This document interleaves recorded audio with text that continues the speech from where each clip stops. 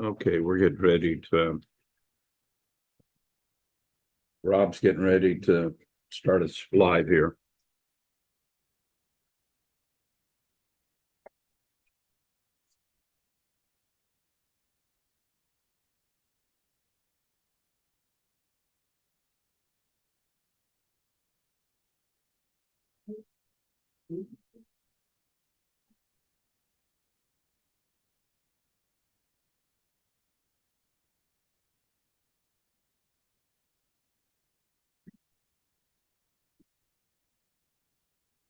Okay, we're live. Okay. I'll call order this meeting, the Huntingburg Board of Public Works and Safety. Pledge allegiance.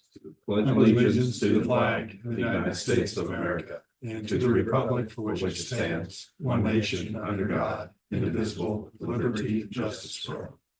Father God, thank you for all those that are in attendance today and for their input into this this meeting today of the Board of Public Works and Safety. Be with those that are on this board and sit here and make the decisions today, that we will make decisions that are for the benefit of all within our community for these things. So that's your name.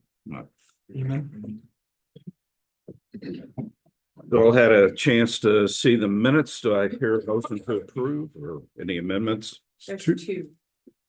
Yep. 2 sets of minutes. I'll make that motion. Yeah, I'm sorry. It is 2 sets because of the special meeting too. So it is an approval to approve both. So we have a first. I'll second. Second. All those in favor? Aye. Aye. Any opposed? Motion carries. I've had a chance to look at the claims today. I know you signed off on those. Do I hear a motion to approve? I'll make that motion. A second, anyone? Second. And a second. All those in favor? Aye.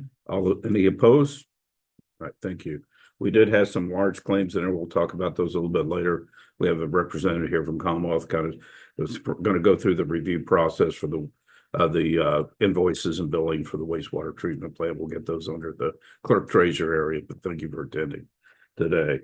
Well, we have first up, I don't know, who's going to be presenting today? Eric, for the Herb Express parade route. Oh, yeah. We never received anything, did we, on that? Yeah, I emailed, emailed her earlier this week. Okay, I'm sorry, we did get that in. I apologize. Yes, sir. I see it. Okay. So kind of explain the reason for the changes in the route, because we had approved the other route earlier in the year, Yes. so we want to make sure. So we noticed parade routes, the parade forms were down this year, so we made some phone calls to like the Shriners and everything, and a lot of people last year were displeased with our route, which was the one we tried to get earlier. They didn't like coming down 4th Street. The Shriners said they can't, it's rough on their little vehicles and they can't do their tricks or whatever. And a couple other people didn't like coming down 4th Street because they thought it was a little rough on their trailers. And then Walnut, we had, as you know, we had one lady fall, needed medical attention last year from the loose gravels and potholes. And then we had another person twist their ankle. So we noticed that we only had 37 parade entries this year. So we started making calls, and those were the 2 biggest complaints. And everybody said they would come, or they'd reconsider it if we changed the route. So we talked to Lieutenant Mullins and a couple other people, and they said whenever 4th Street was getting worked on, the parade route we had used previously, while that was under construction, was 3rd to Geiger to 1st. So we are proposing that we change the route and go to 3rd to Geiger 1st, like we did whenever 4th Street was under construction. This way we can get more entries. So we would need, and I know that there will be work on 4th Street as well as Walnut next year, so maybe we can go back there at some point. Yeah, I would love to go back. I will say that everybody's on board that I talked to the street department as well as we have both chiefs here. They seem on board with the route, and I've reviewed it too. And they had another proposal at one time, but we did turn down. That was to go down Chestnut Street. We didn't. We would need to keep it open for emergencies, but so there has been quite a bit of discussion. prior to today on this, and we need to make it official because our previous route was the 4th Street to Walnut to First Yes. and down, and that's what's been approved officially by the Board of Public Works. So they're looking for a motion today to accept the new route from 3rd Street, that's 3rd and Van Buren, Yeah, 3rd and Van Buren. 3rd and Van Buren to Geiger to south of First Street and then ending at the park. Yeah, it doesn't really affect staging other than the few intersections of like Geiger and 3rd. Yeah, it's just, and I have spoken to Officer Mullen too, so. Well, So we have a motion to accept the new route. We have a second. I'll second. I can do that. All right, all those in favor? Aye. Any opposed? All right, carries. Thank you. I Hey, and appreciate your guys' time. Thank you for the amount of work your committee's put into this, because it's a thankless job really for the hours that you put in and I appreciate putting the city everything working with me in. this year. You guys have been real great this year. So you. thank you. Yeah, thank Derek, you. are you trying anything new this year for Road Fest? No, we did away with the rides. We won't have rides this year, after what happened. We were using the same company that, they use it 4-H, and we just didn't think it was a good time to. Yeah. So, we'll have some stuff this year. Next year, me and Neil are working on something. It's just. Yeah, it's gonna be a lot like last year. Yeah. We do have more food booths though this year. Food booths and crafts have went up this year, so.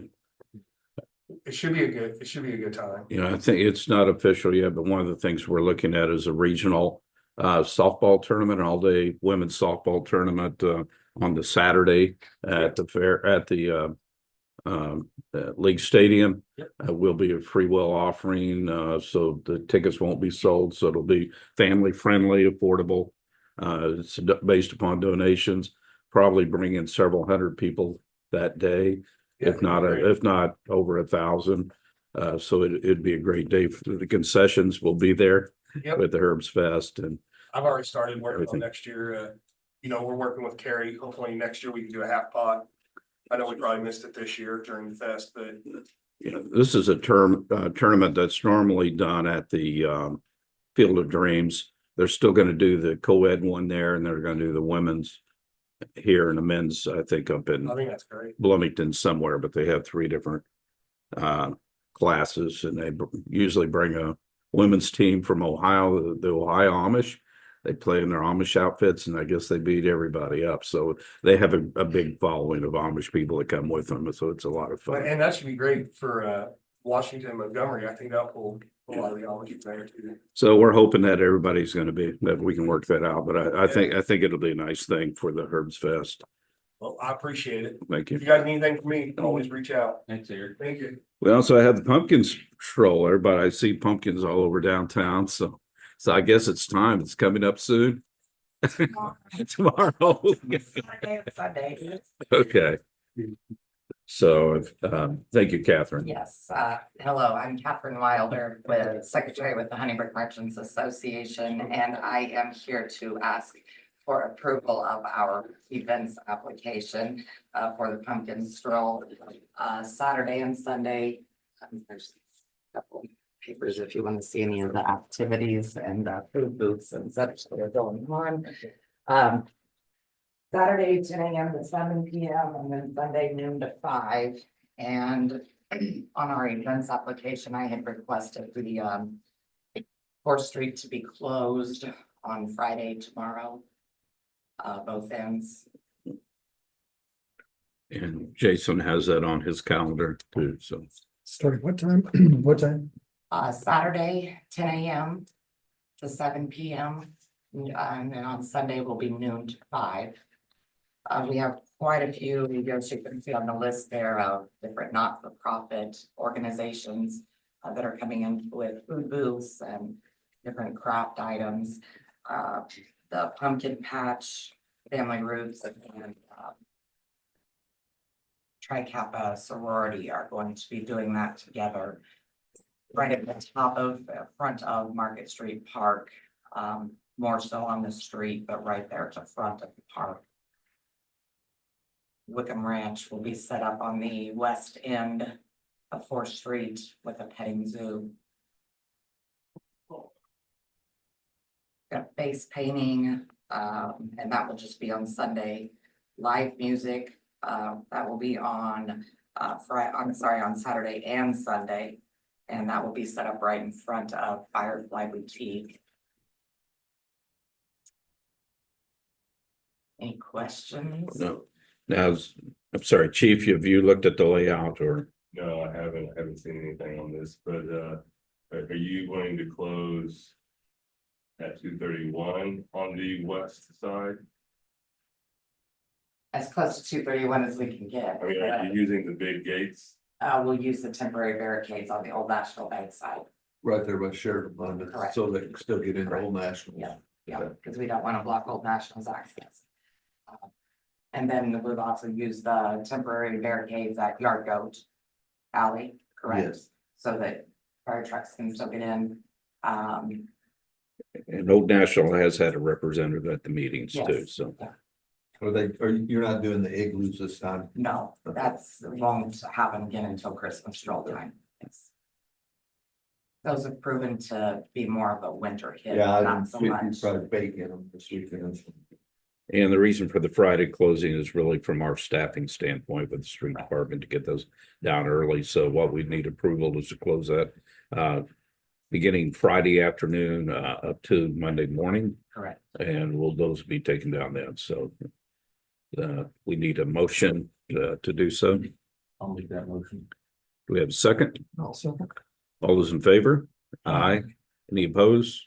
Motion carries. Thank you for your work there. Also a possibility to get 2 picnic tables on either end of 4th Street.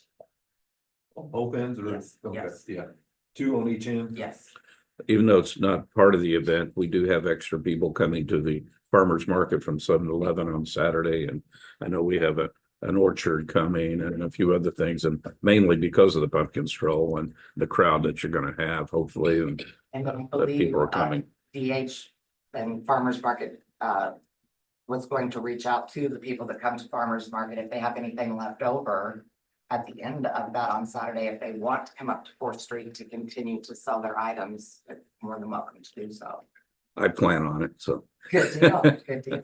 You know where you want those picnic tables, like, I think in the past, we put them like right out in front of Yard Goat in the street, That would be a fantastic spot. okay? And then on the And other then on end, the other end, Gypsy Girl, maybe, there. I was going to say kind of between Cecil's Printing and Gypsy Girl area right in there. Okay. Mhm. Because they'll need room to get the animals in off of Geiger. Right, So, and that's where Wickham will park their truck and trailer on Geiger, right at the, I guess, the gate barricade, so that they can unload their animals, and then they'll have their petting zoo all set up right there in the middle of the street. okay. well, thank very you. much. Thank you. Street Superintendent Jason Stomp. A lot of activities coming up. Morning. morning. Any questions on anything that was in the report? Kind of give you an update on the 2 projects that are going on now that were part of the community crossing grant. Kenese Construction did finish up on A Street. I've actually got a walkthrough on it here at 10:30 this morning. They put the surface pavement on last week, so they're pretty well done. The street department will be going in there later on here whenever the weather gets a little cooler and a little wetter, hopefully, and start to make grade with the dirt and plant grass and do all that. We don't put that in as part of the project to try to help save money on it because it's something that we can do. But most of the dirt's in there. It's just a matter of going in and tilling it up and leveling it off. So the street department will be doing that and then also putting up the permanent signs that were taken down for the project. We'll put those back up here now that they're done. But anyways, they're done basically done on A Street. They've moved out to 17th Street. Have been working out there. They've done some deep patching. Now they've moved down to the west end there between Leland and Chestnut. They've actually got it closed now for a couple of weeks so that they can, they have to tear out some curb and gutter down there and put some new back in. And then they've also got to do some deep patching down there as well as put a new pipe across the road. That new pipe that's going across the road is basically the pipe that drains the overflow from the event center lake. It comes down there. Right now it goes into just a hole there. We're gonna set a manhole there, kind of clean that area up a little bit, because once that project's done, then we will put a new sidewalk to connect the sidewalk that's there in front of those apartments. That sidewalk will be connected into the new one that we just put on Chestnut. But that'll be something that the street department does, because on community crossings, you can't put new sidewalks in those applications. So and that's kind of the reason why we're trying to clean up that area with that drain pipe and things too. So that's kind of where those projects are at.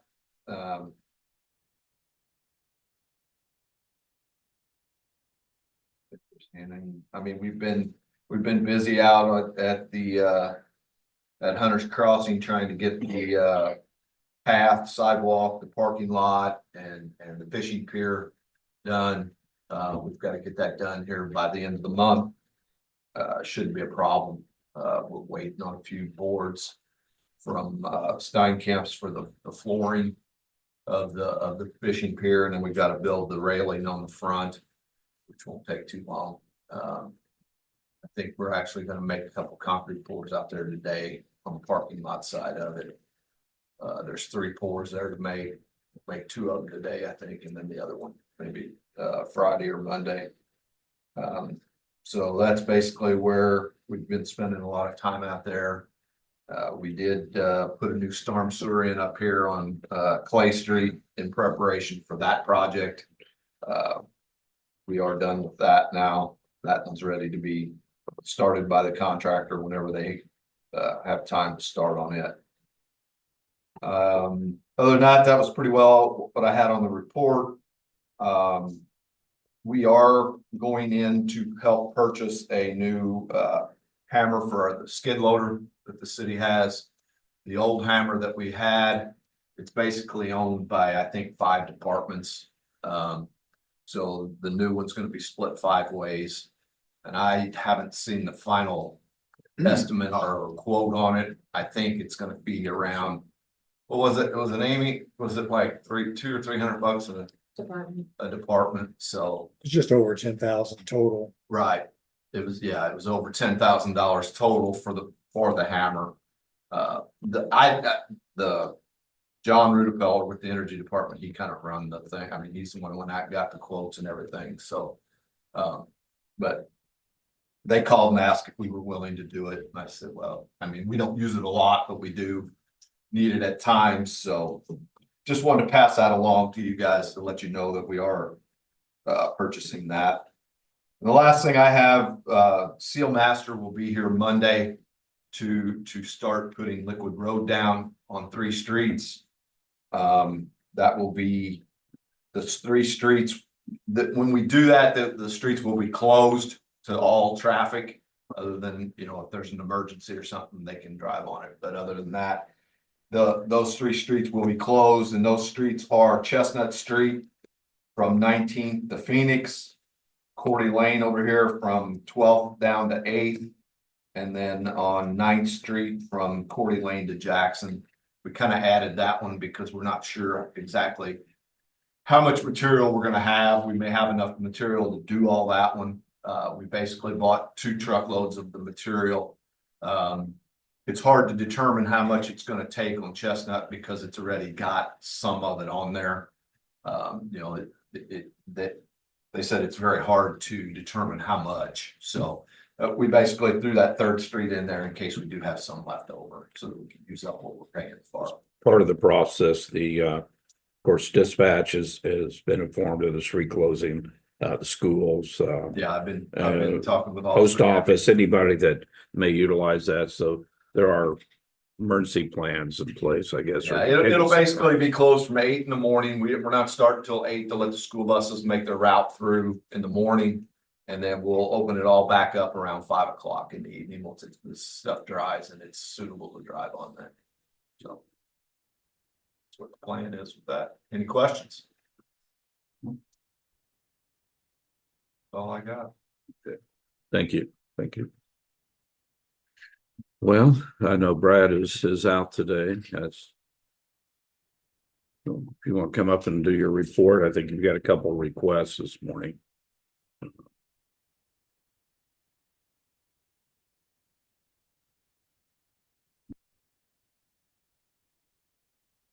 Morning. Report there. Well, Jeremy, You got any questions on the report? What do you know? I think probably address the biggest thing on here is the quotes. Are you familiar with those for the mower Yes. and the situation there? Why is there a need for the mower? And we always want to question that. We're not buying one just because it's because we want something new. So I think So the wastewater is asking permission to purchase a new Kubota mower, ZD 1211 diesel with a 72-inch deck. Because our 2011 Skag that we have currently now, it's burning cord oil about every 3 hours. So just kind of with the age and the hours, Is the Hope and the Tom's the same amount? Oh, Tom's is 15 cents more. it's 15 cents more. I had to look at that one also. That's unusual. we find it odd as we get quotes from different departments for a mower that who's the lowest. Seems we seem to be spreading our money around, but The one is from Hope. The one that we want to get is from Hope Outdoor Power. It's for $15,850. that'd be the first one you see there. It's hard for me to see anyway, but And that is the trade-in. gave us. Don't have a problem with it. I have a question on the, like on the beds, and Jason might be able to help too on that is, does nobody ever try any of the air ride seats on these things? We put, it's not an air ride, but we put the top of the line seat Oh, okay. on ours. We put an air ride out at the club and unbelievable difference. He said no fatigue Yeah. and your back strains are a lot better. So I don't know, just something that if you guys want to try one, go out there and, I might do that one, when we get to the point to do that, but Well, on this quote here, it does have it's got the suspension. well, it's got a Good. suspension seat. Yeah, that's basically what we've got on the I think- Skags we've got. big difference on And they're very kind of seats too. Yeah, they're not too bad. But I've never, like I said, I've never been on an air ride, so I I don't, mean, it's not. I can see where that'd be nice.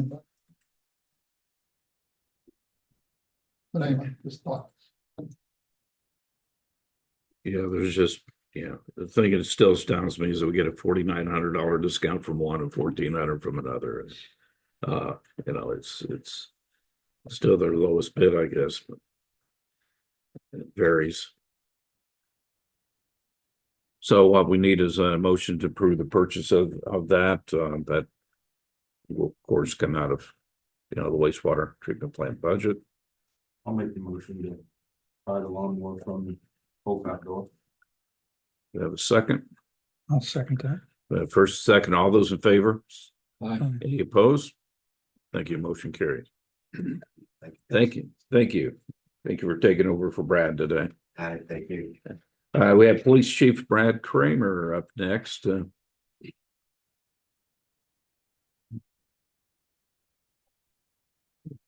morning. Good morning. Brad, Any questions on the report?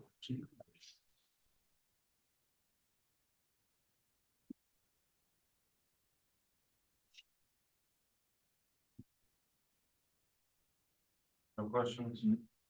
All right. Brought it to the council meeting the other night, but we've got a private donor that's come forward requesting to make a large donation. to provide another dual purpose canine for the city. Discussion with him a couple weeks ago. Essentially, the bill for the last one was about 25,000, give or take a few thousand, couple $100 maybe, but we're looking at applying for another grant if that does come through, and then it would put it down to about 19,000 or so. So more so just letting you guys know. I don't know if the donor wants to be named right now, but whenever that does become available, I'll let you guys know that. You have an officer willing to take on that responsibility? Yes. Right here. In here. Okay. He's been a canine before, or canine handler before in Martin County prior to coming here.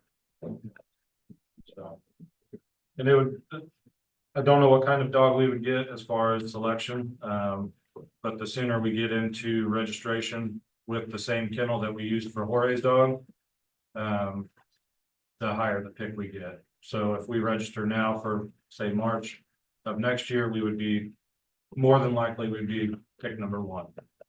So I think Jorge was like pick number 2 or 3 out of this group of people. So. And I think this donation exceeds what the grant amount was for the previous, when we bought the previous one, because we had some grant money available, but Yeah, so, it'd probably be close to 20,000, the donation. yeah, so the last grant was $6,750, I believe, if I remember correctly. This time we're gonna apply for more money and hopes to receive 75% of about $11,000. Because that's the cost of the dog. So, Well, so we need a motion to get on the registry. What is your? just more so just informing the board Okay. that's could be in the works coming up Okay. here at the latter part of the year. So I think the council approved accepting the donation, so. And once we get those fundings, I think it's gonna come in 2 installments. A portion of it's gonna come this year, and then the bigger portion will be next year, just so we can prepare for the dog and get the vehicle ready prior to getting the dog. That's to where last time we didn't have a kennel until after we got the dog.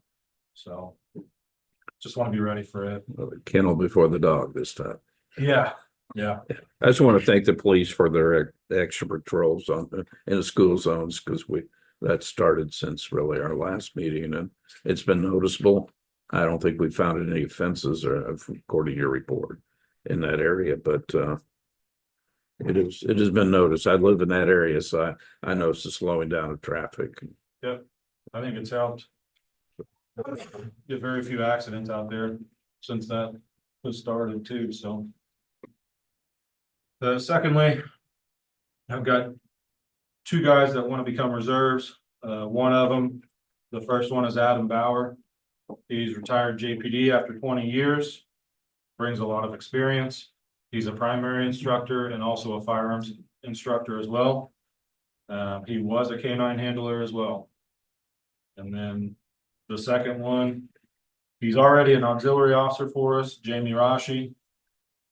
He's put in a bunch of time for us over the last 6 years. He's very dependable. He currently works at the jail, and he's been there for longer than 6 years. So, but he's already got all of his training as well to become a reserve. So it's nothing that we would have to put extra training on for him in order to bump up to that status. It's more so just a title change for him. Even with this, we'll still have 6 or 7 openings probably. This will put us at, It's 8 or 9. yeah, 8 or 9.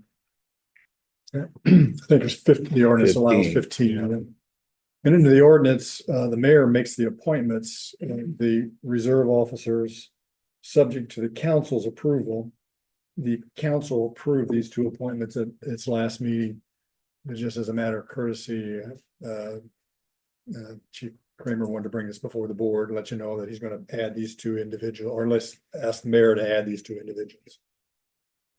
So, without, unless we have prior discussion and to make that appointment, we just want to, as courtesy, allow you to opportunity. We don't really need a motion here right now, but opportunity to discuss, because we don't want to bring somebody on the force, obviously. And I know both individuals, very, Two very qualified people, yeah, very well qualified. Yeah, they'd be a great addition. Yeah. and they're both very involved in community. And I think I see Adam over. I see him over here all the time at all of our events anyway. Yeah. And so it's been great seeing him in the community. He goes to just about everything we do here. His wife also works in the Latino Cultural Festival and the Red, White, and Brawn and other things that are happening here. So he's kind of been tagging along and being here at those events anyway. So all right. Just got a couple other things here, just real quick. Just an update on the conditional offer candidate that we had at the special meeting.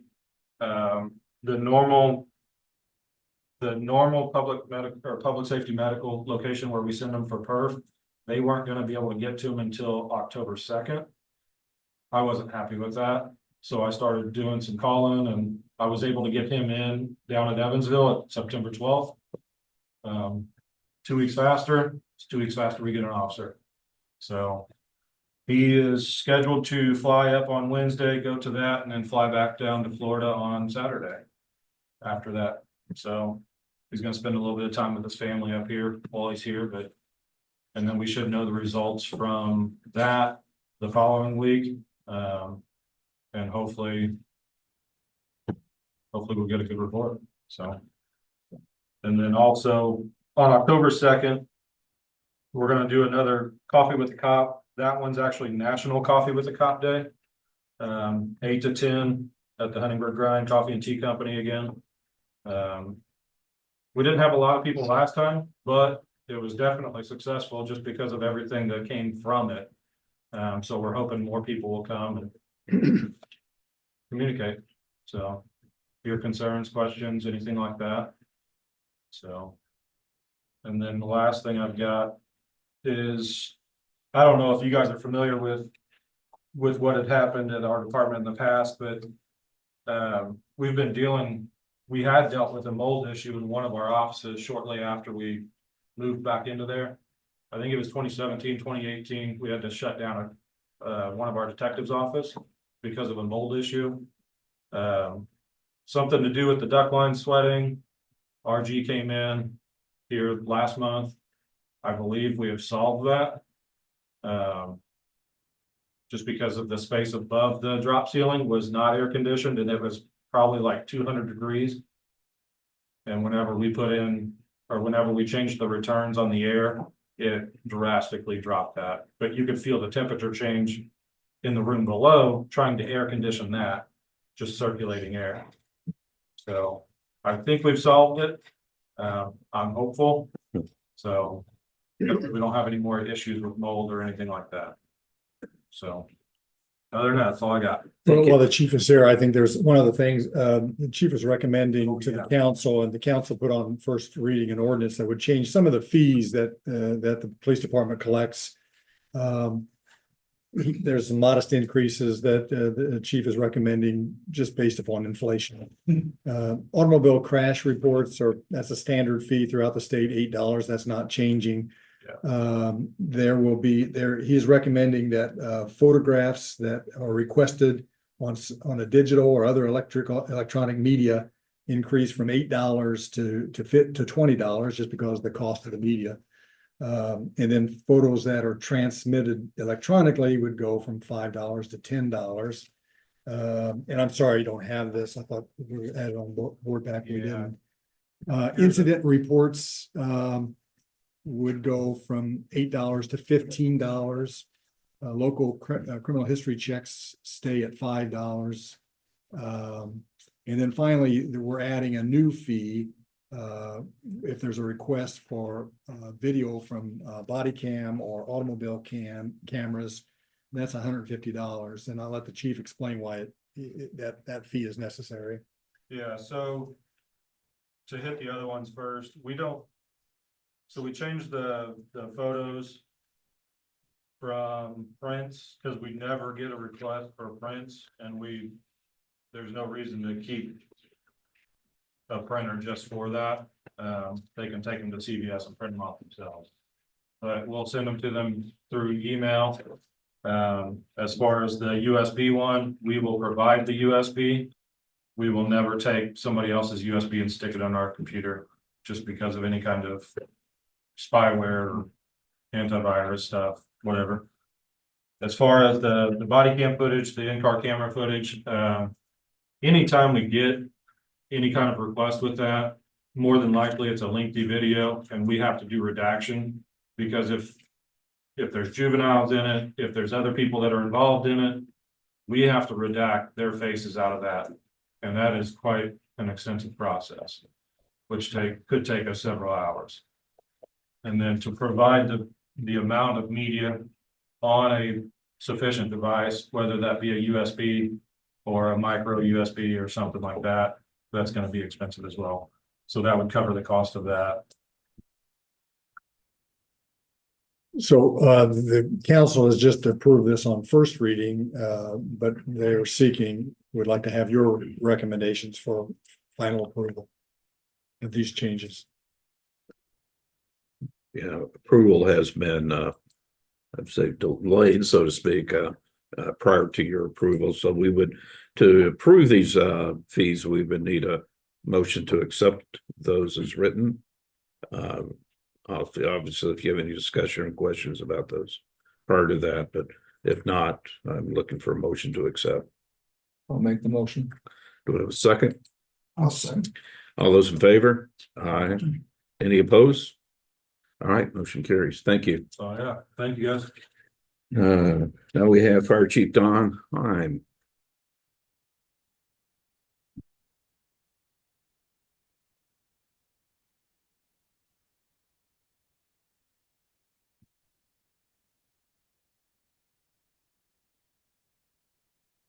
And do you guys have any questions with the activities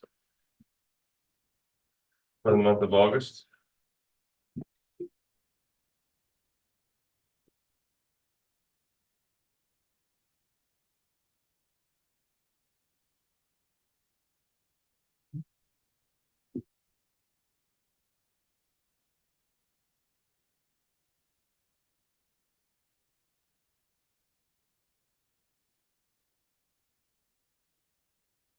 And I always have a comment, so I'm gonna have a comment. I just, it doesn't show on these reports, but it kind of does in this with the cadets that are coming into the fire department, but our police and fire departments are very engaged in the community now, and they're at local events and been invited to the schools for several events, and you'll be doing some of those next year. But connection with the youth in our community has gotten stronger over the past few months, and I want to commend both chiefs for working together to make that happen.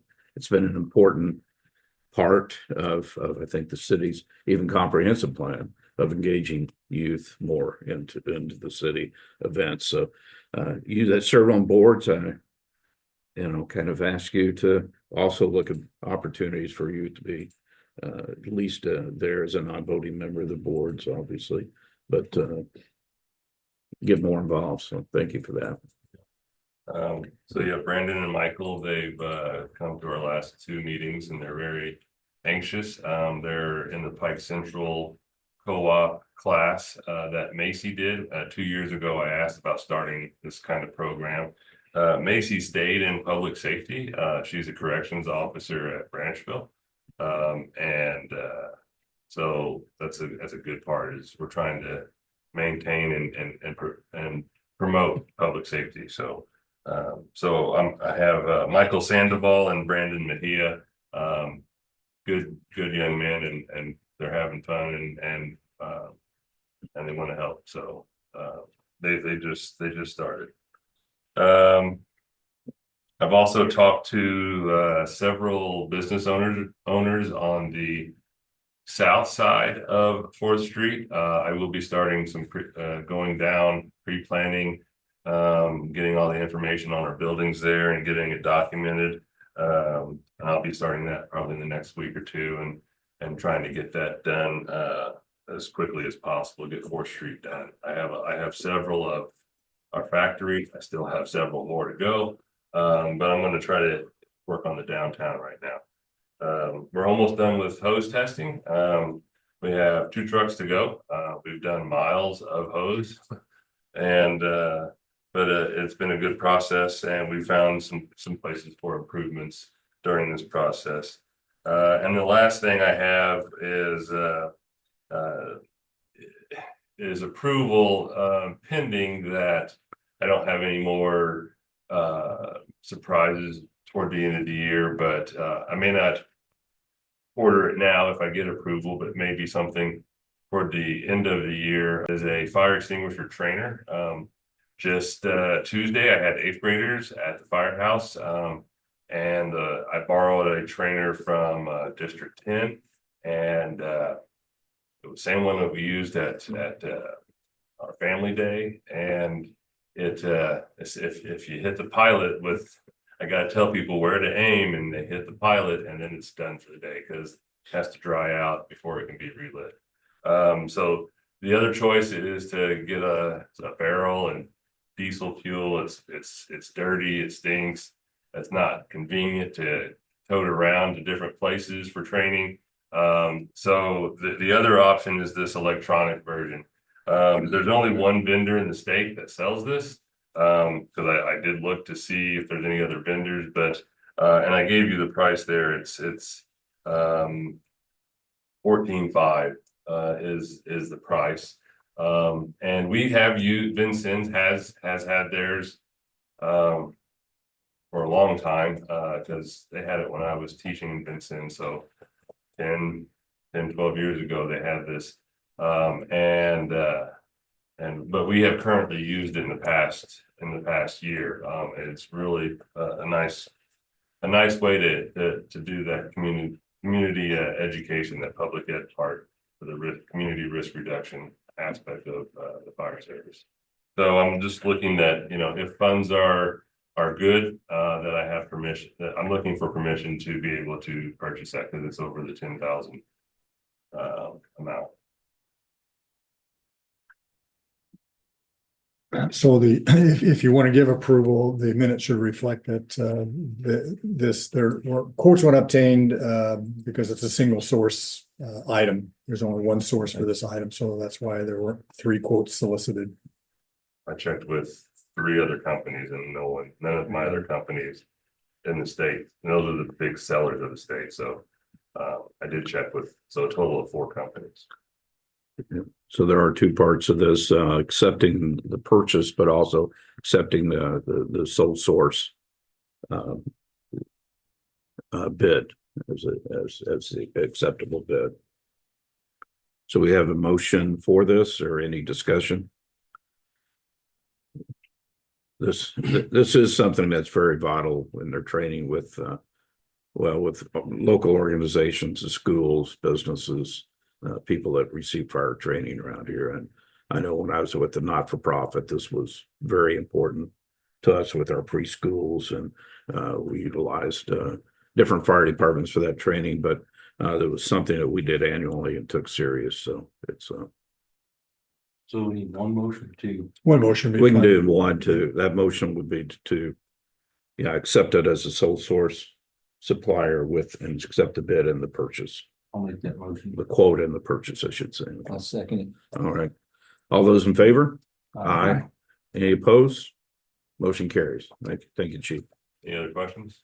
All right.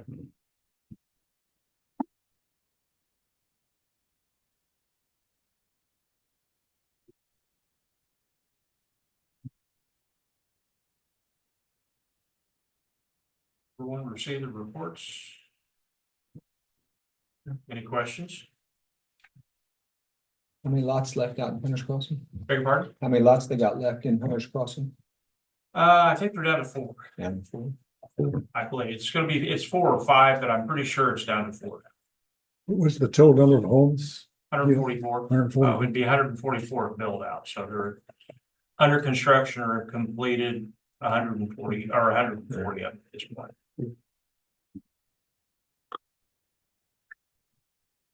Any other questions? Okay, thank you. Thank you. Thank you, Paul. We have, Safety Director Andrea Brown is out today. So, but we have any questions there, but she has looked at the insurance budget. I think next year's budget reflects, that was, presented, that was reviewed by the council this past week, reflects those numbers. She's now spent a lot of time last month, I will tell, and appreciate it. There working Saturdays and evenings and everything else, making sure meeting with the fire marshal and everybody else, regarding the Red, White, and Brown Festival at the stadium. We had no incidences really to speak of. A couple people were asked to leave and were out there, but there were no instances, no safety instances. However, we did note that there were some areas for improvement, especially for those that are in wheelchair accessibility and lighting and a few other things that we've noted that will be improved on next year. So she has an extensive list there as well as the rest of us do too. So the things that we can do if we decide to move forward with this next year. So anything else? We are down to, I think, one open workman's comp claim, which is important to know. Not a lot of liability there with the workman's comp area. City Attorney Bill Schneider. Yeah, in your board pack, you have a diagram, survey plat diagram of lot at South Chestnut and 231. It's the Susan Partenheimer residence. Susan passed away about a year and a half ago, and during the administration of her estate, Dustin is one of the executors of the estate. And having the property surveyed, they found that there is an island between what the city owns and the center line of Chestnut Street that the estate still owned. It's 0.082 of an acre. You see there's a little triangular part there in the south end of that lot. The city owns that triangular part. I believe it was acquired perhaps for water controls on the water main, either that or for Chestnut Street improvement there. But for some reason, when they acquired that, the surveyor didn't survey to the center line. And so that left that little 82 thousandths of an acre tract there between what we own and the center line of Chestnut. Dustin is proposing that just be donated. He's proposing to donate that to the city so that the city would own that all the way to the center line. And it's the Board of Public Works would need to accept that donation. And there's really no additional liability to the city because it's property we're maintaining. It's property anyway. we're currently maintaining and using as public right of way. So we have a motion to accept the donation, and I do believe that Dustin cannot vote here. He should abstain. So just need to make sure that noted that. Need you verbally say you abstain? Okay, from voting as we get into this. But do we hear a motion to accept? I'll make that motion. We have second. Second. We have second. All those in favor? Aye. Aye. Any opposed? So we got 4 with 1 abstention. Thank you, Dustin, for helping us clear that up. Got on GIS and I couldn't figure it out. It looked like we already did own it, so shows you the accuracy of some of the documents we get. It'll make it cleaner for the city and for myself. Yeah. Thank you very much there. Anything from Clerk Treasurer Amy here? We do want to talk. We have somebody here, quickly if you want to come forward, Commonwealth, introduce yourself. We do the wastewater treatment plant. You saw the large bill, I think of $471,000 and some odd dollars that were in the claims this month. That is probably going to be one of the smaller ones you see going forward. So as I go through, just want to talk about Commonwealth, Region 15, and the city's responsibility to make sure that those bills and invoices are accurate and that they're billed, that what they're billing for we've already received. So, and some of those will have retention a portion retained. I think 5% on one grant, and the other one, Vision B, is 10% actually on the SRF. So. Perfect. Well, my name's John East. I work at Commonwealth Engineers. If you know Eric Parsley, I work very closely with him out of our Evansville office. And so here to talk to you about our wastewater treatment plant project and the intercept upgrades that are happening throughout the city. So the pay applications that were presented to you were for the work, the 471,000 for the plant were, the work's just getting started, which is exciting. But at this point, it's been primarily submittals and a lot of prep work for moving on to the site throughout the month of August, and interceptor upgrades to the work just outside of the plant is also getting started too, as they're beginning to lay pipe. So as he mentioned, the claims will probably vary from month to month, and the treatment plant project itself was a $34 million project over 22 months. The amounts there will tend to change, but in terms of the process, if I highlight a little bit of that, and please add in if there's anything that I missed. But the idea will be that the contractor for each division will prepare pay applications, and they'll do month by month claims. They'll usually go from middle of month to middle of month, and they'll present those pay applications to Commonwealth. We'll review, make sure everything's in line with our on-site representative. We have an inspector that's out there every day. It's kind of verifying that the work is happening as it should, and in line with what they're presenting on their pay application. We'll approve those and present that to the board. We'll send it on to your guys's claim packet, make sure that's in there every month. So we'll make sure that we pay close attention to those claim date deadlines so we get them anytime. You'll have the opportunity to review, and if you approve those, then we'll have those disbursement requests sent to the different funding agencies. So for the wastewater treatment plant, there's two main agencies involved. There's USDA Rural Development and the EDA, the Economic Development Agency. And the funding there, the pattern will be that the full pay application request will go to rural development. They'll 100% pay that, so the city is not out of pocket anything. And then the EDA will reimburse 18% of that money, and that 18% will kind of go in a separate savings account, and it will build up from month to month. And as soon as that EDA pocketed money is large enough to fully cover one of the incoming pay applications, the money will draw down from that savings account. So their initial approach was that rural development was going to pay 82%, and EDA was going to pay 18%. But since EDA does the reimbursement process, it was going to have the city put out 20% of each pay application for a couple of weeks, and we were able to get them to not do that. So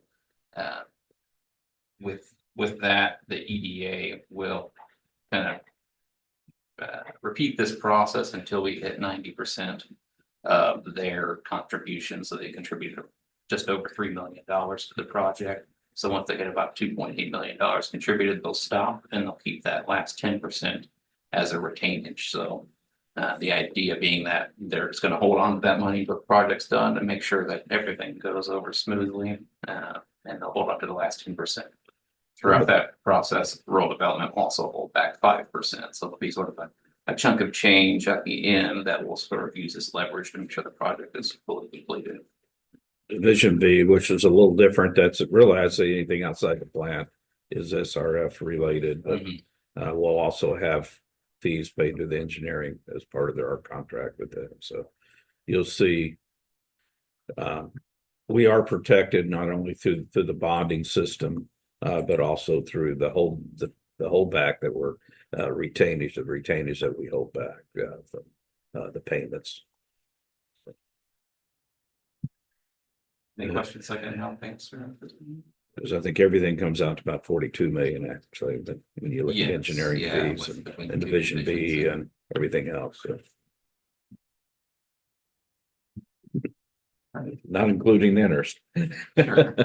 Okay, thank you very much. And they do meet frequently, the committee along with Region 15, all contractors.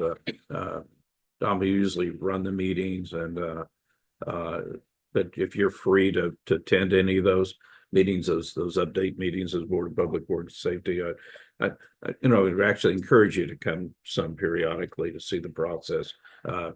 Payrolls are verified by Region 15 on a weekly basis, the Davis-Bacon interview process to make sure everybody's getting overtime. They should get overtime. And they are on, if you don't see them working some days, they're on 4 10-hour days right now because of the setup and movement. They get a lot more done in 10 hours than they can 8. So it's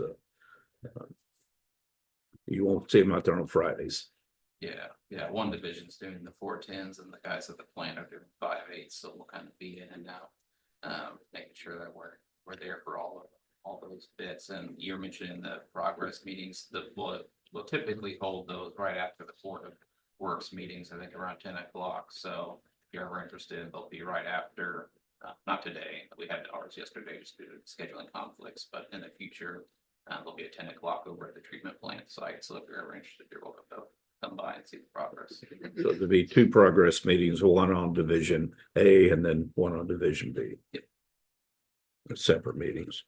But Division B, they're usually out digging anyway, and there's not much to do on it. So, Well, thank you for your time and let me know if there's any questions I can help out with the future. thank you. Thank you for coming. Appreciate it. Any other items or do we have any board items? Any citizen items?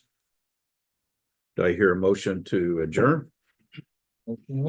Motion made. Got a second? Second. Dan's got a second. All those in favor? Aye. Any opposed? Thank you. Motion carries 9:26. Thank you, everybody.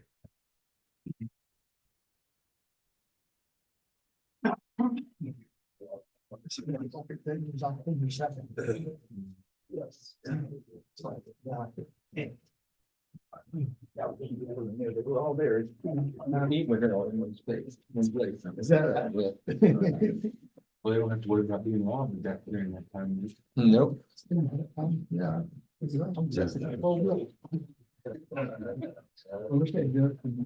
But, yeah.